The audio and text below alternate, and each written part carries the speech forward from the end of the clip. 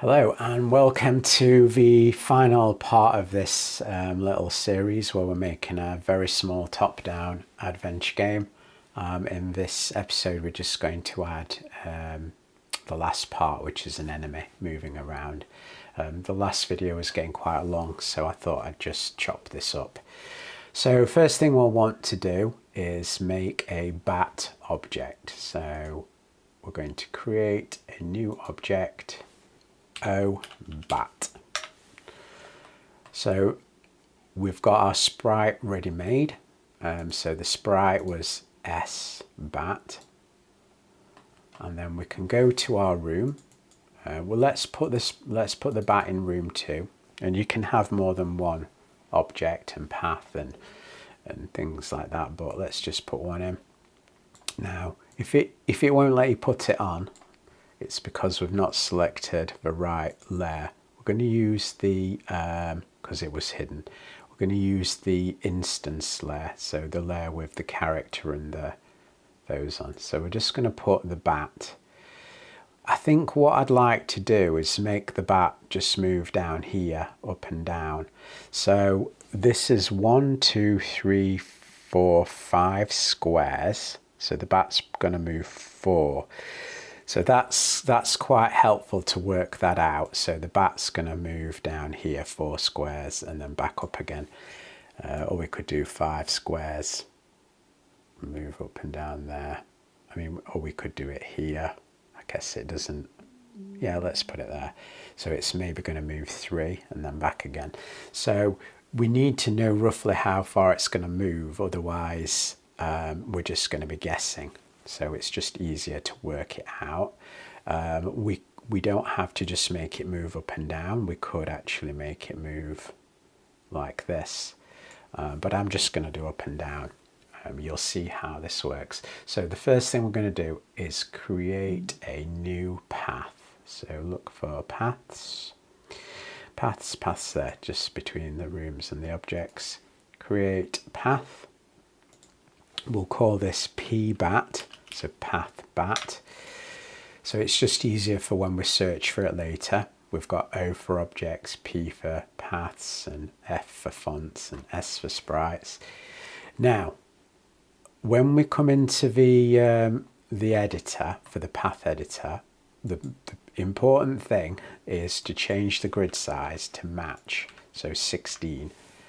And I'm going to put grid snapping on. So this is so it matches our game world. Scroll down or up to find where 0 is, and same across the top. Whoops, I do not want to put that position there.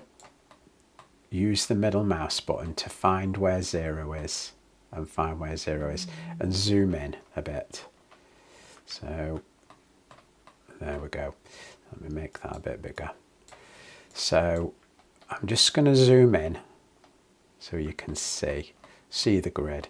So we've got 0 in the center here and 0 here. So my bat is going to start at 0, and we said it was going to move 3. So I'm going to move 3 squares down and then click again. And that's it. And I'm going to click closed. So the bat's just going to move down and then back up again.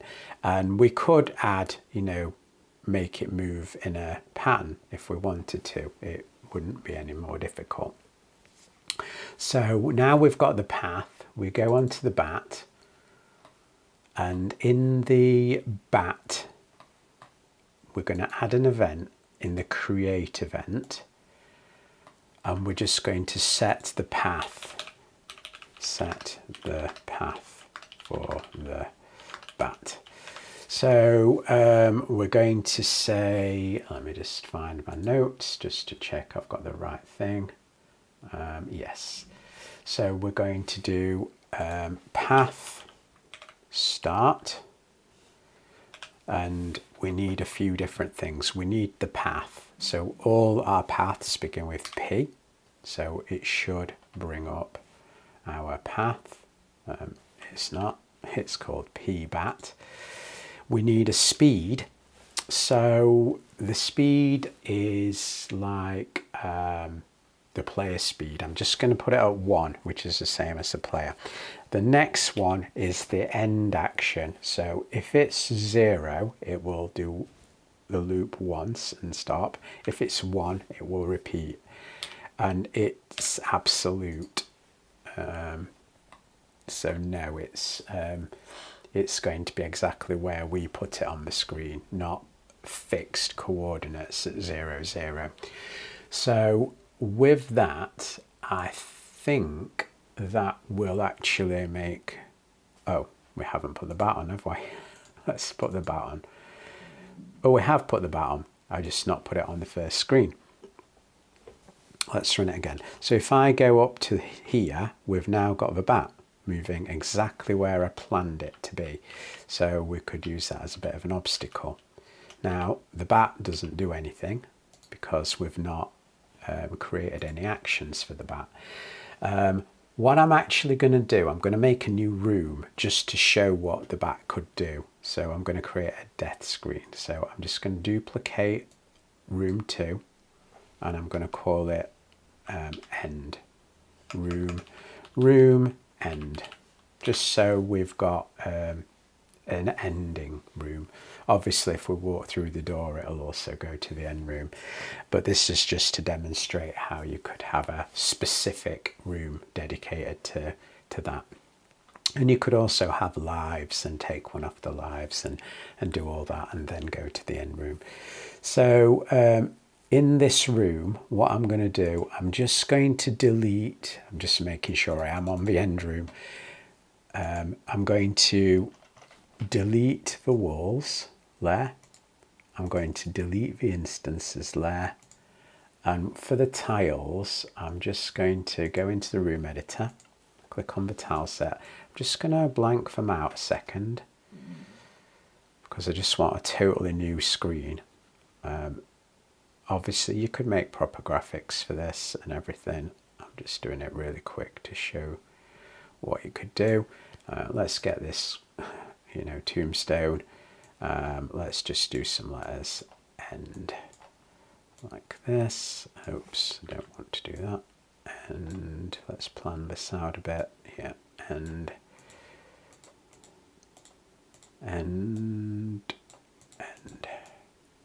yeah, something like that. Really amazing lettering, I know. We've got an end screen. That's all we need just to demonstrate how this works. So let's go into the player.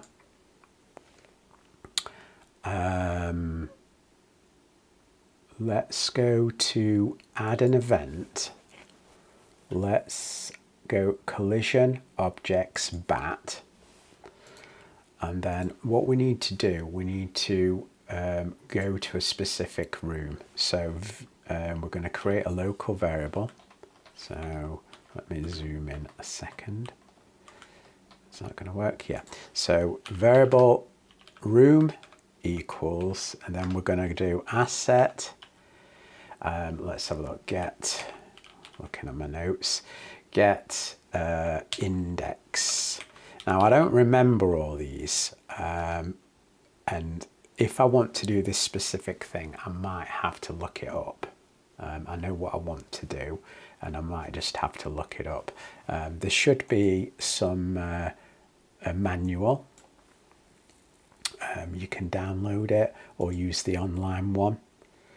And the manual will have everything in. So like get room or something like that, or whatever you want to do. Go to get current room, something like that, and it should have everything in there.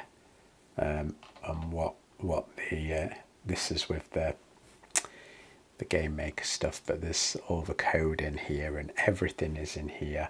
Or failing that, I would just literally Google it and oops, wrong one. That's my browser. Yeah, something like game maker go to specific room or something like that, and I should be able to find, it's blocked at college, but I should be able to find the actual code and that command for that. So let's just put that in. So get index, and the room is called room end. So yeah, this probably is the weirdest bit. And then we can just use the room go to, and then we want a number. So this is, it wants a room number, and this will actually give it, the room will have a specific ID, and we can use that ID. So this gets us the ID of the room, and then we go into that ID. So let's run that and see if it works. So we're going through, let's collect a potion just so we've got a score. And then we'll go through the door, and then let's just hit the bat. Yeah, we're dead. So again, you could add more rooms, add more creatures, add more objects, add more things to do. You could add animations, you could add gold, you could add other things to collect. You could do lots with this. This is only just to get you started. And obviously we've gone through the door before. So that's just to get you started. So have a look at the other tutorial, how to make the start screen and the end screen. Put it all together and see if you can make something. So thanks for watching. Bye.